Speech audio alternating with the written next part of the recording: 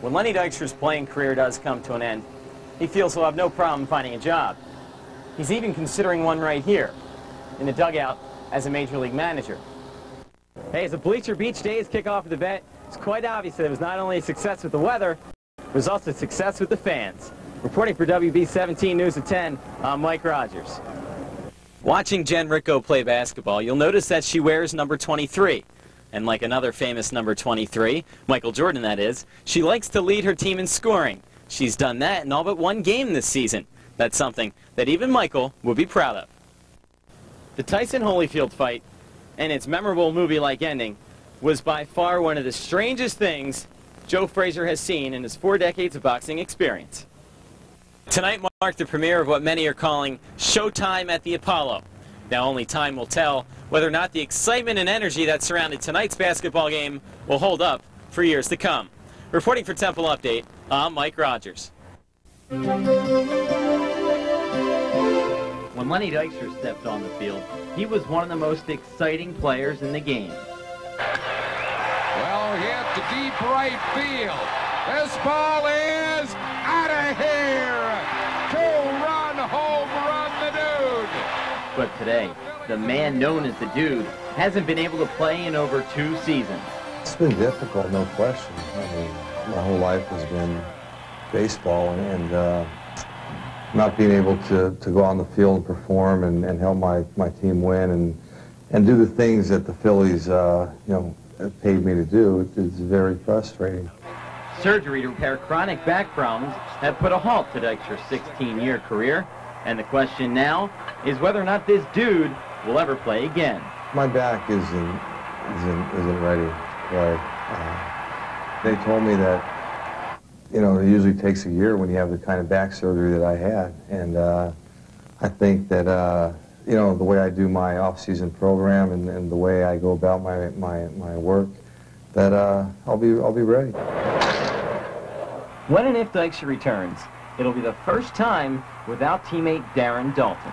Well, me and him were, best friends on the team. We talked for about an hour, 2 hours right after he got traded, and I'm happy for Dutch.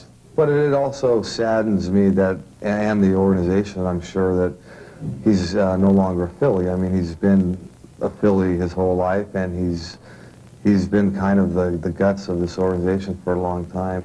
When Lenny Dykstra's playing career does come to an end, he feels he'll have no problem finding a job. He's even considering one right here, in the dugout as a major league manager. One thing I can do is win. One thing I've always done is win. And so that, as far as if I decide on doing that down the road, I'll do it and I'll be successful at it. If Dykstra has proven anything in his career, it's that he knows how to win. And the Philadelphia Phillies have won the National League pennant.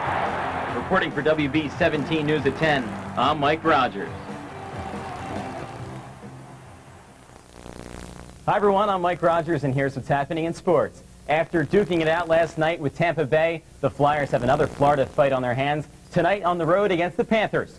First period action, Florida's sitting on a 1-zip lead until the Flyers attack the net. Mike Sillinger bangs home his 21st of the season. That's a career high. We're tied at 1. Second period now, Flyers trailing 2-1. Here comes Rod Brind'Amour with the stuff. 2-2 game, but late in the second. Panthers get the go-ahead. Bill Lindsay knocks it home, and after that, it's going to be more boxing practice for the Flyers. They go down in the count in this one. Panthers win it 3-2. Meanwhile, while the Phillies still haven't lost a game since last Saturday, the 3-game win streak is still intact. That's because their game with the Marlins was rained out tonight. It'll be made up as part of a doubleheader on July 24th.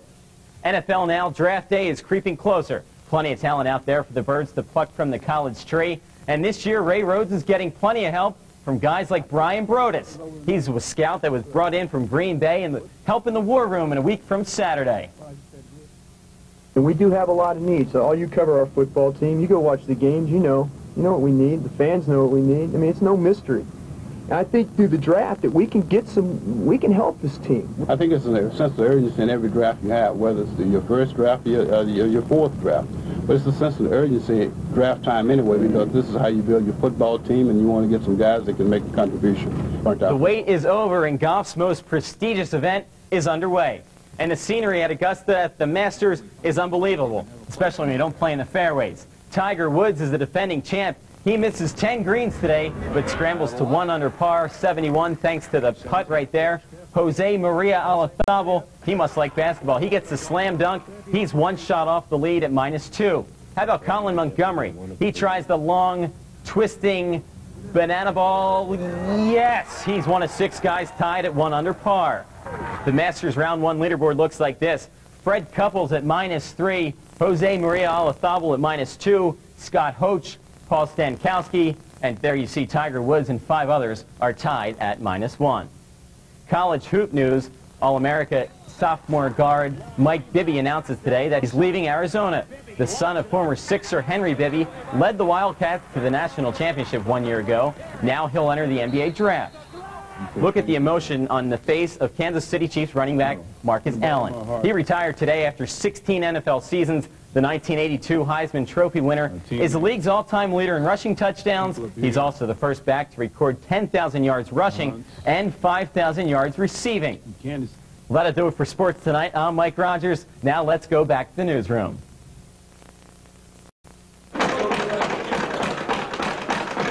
he shouldn't have been him. You don't bite in boxing. Tyson didn't want to get knocked out again, so he had to find a way to get out of there, so he bit him.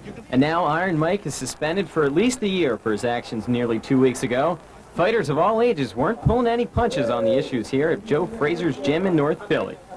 I've always heard if you can't do the time, don't do the crime. And boxing commission did what it had to do. I'm sorry that it had to happen to him.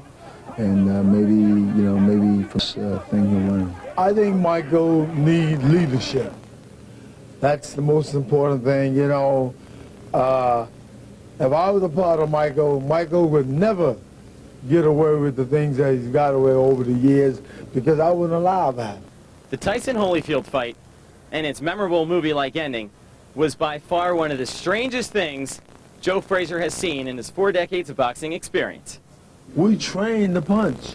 We train to knock the man out, not to bite him. So that will never happen in my corner. That kind of hurt me, you know, from what he did. That made me look less, you know, less of him. From North Philadelphia, I'm Mike Rogers, WB17 News at 10.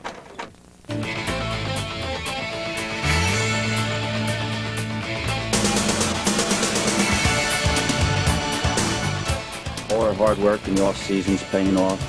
We're finding out that our recruiting of last year is better than we anticipated. The players are really playing up to par, and it's been real exciting. We're really pleased. A majority of Coach McEnaugh's hard work in the offseason was spent recruiting 3 impact freshmen.